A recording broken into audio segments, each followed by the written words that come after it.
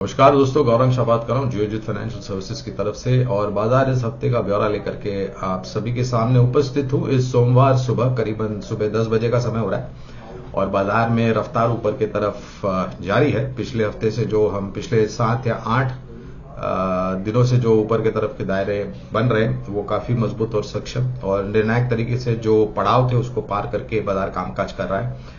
आगे बढ़ने से पहले कुछ तरह आपको बता देता हूं। सेंसेक्स, निफ्टी, बैंक निफ्टी, रुपए और कच्चे तेल के 535 पॉइंट की बढ़त सेंसेक्स में, 81,620 का स्तर है सेंसेक्स का। 150 पॉइंट की बढ़त निफ्टी में, 24,975 का स्तर है स्पॉट निफ्टी का। 300 पॉइंट की बढ़त बैंक निफ्टी में या निफ्टी बैंक की में, 51,230 का स्तर है बैंक निफ्टी का। रुपए में 0.05 पैसे की मजबूती डॉलर के मुकाबले और स्तर है 83.83 का।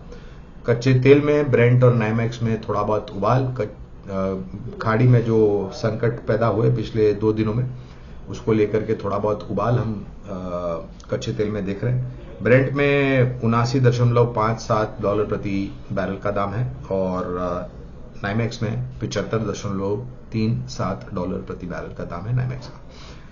पहले कच्चे तेल और रुपए पे बात कर लेते हैं। तो कच्चे तेल में दुविधा यही है दोस्तों कि ऐसी परिस्थिति में किसी भी तरह का अनुमान लगाना बहुत मुश्किल हो जाता है जब जियोपॉलिटिकल सिचुएशन और जो संकट खड़े हैं। तो अगर संकट बढ़ता है तो उबाल और बढ़ सकता है और अगर संकट थोड़ा बहुत थड़ा या फीका पड़ता है तो नीचे की तरफ के दायरे देख सकते हैं। लेकिन जो उत्पादन और मांग है उसमें बहुत बड़ा फर्क है, अंतर है।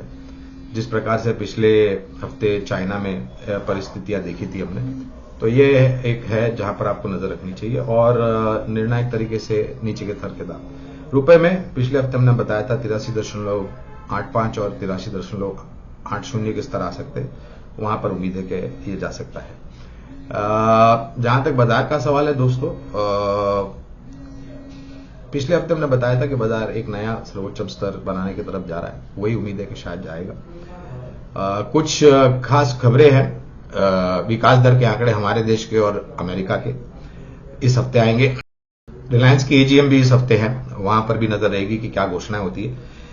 एफएनओ एक्सपायरी भी है इस हफ्ते, तो शायद थोड़ी बहुत अटकलें नए सर्वोच्च स्तर के पार जाने की तरफ हो सकती है। लेकिन अगर हमने 25,050, 25,075 पार कर लिया एक्सपायरी से पहले, तो शायद 25,150, 25,200 की भी संभावना लग सकती है। 8 आईपीओज है इस हफ्ते और अच्छी बात है कि आईपीओज अच्छे मूल्यांकन पे आ रहे हैं और कारोबार भी काफी अच्छा है और निवेशकों की पूंजी में भी हम निरंतर वृद्धि देख रहे हैं। एफआईआईज और डीआईज यानी कि विदेशी संस्थागत निवेशक और स्थानीय संस्थागत निवेशक के जो आंकड़े अभी तक आए हैं, वहां पर कुल मिलाकर के विदेशी संस्थागत निवेशकों ने बिकवाली की है, स्थानीय संस्थागत निवेशकों ने खरीदारी की है और स्थानीय संस्थागत निवेशकों की खरीदारी बिकवाली से ज्यादा है।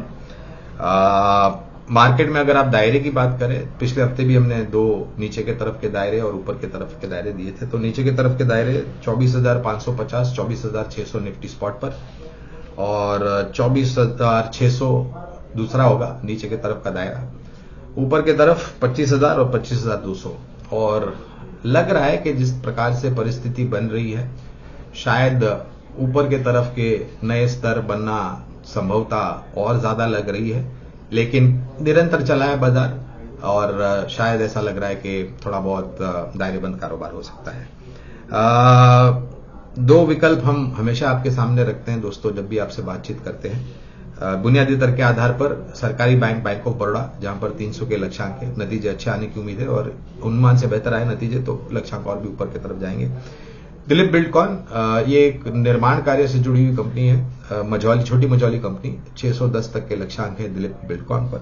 और हमारा अनुमान और आकलन ये कहता है कि अगर निर्णायक तरीके से भारत निर्माण का जो प्रयास सरकार कर रही है वो और भी आगे बढ़ता गया तो ये सब निर्माण कार्य क्षेत्र से जुड़ी हुई कंपनी के जो ऑर्डर बुक है वो और बढ़ते जाएंगे। डेट को लेकर के ज्यादा परिस्थिति नहीं है खराब और आंकड़े काफी सकारात्मक और सुरक्षित और ऑर्डर बुक को एग्जीक्यूट करने की जो गति है वो काफी अच्छी है इस कंपनी की। तो बैंक ऑफ बड़ौदा 300 के आसपास के लक्ष्यांक है और दिलीप बिल्डकॉन 610 के आसपास के लक्ष्यांक है।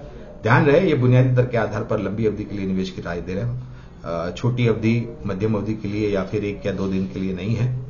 शुरुआत कीजिए इस स्तर से और जब भी गिरावट आती है तो धीरे धीरे इसमें अपना निवेश बढ़ाते जाएं।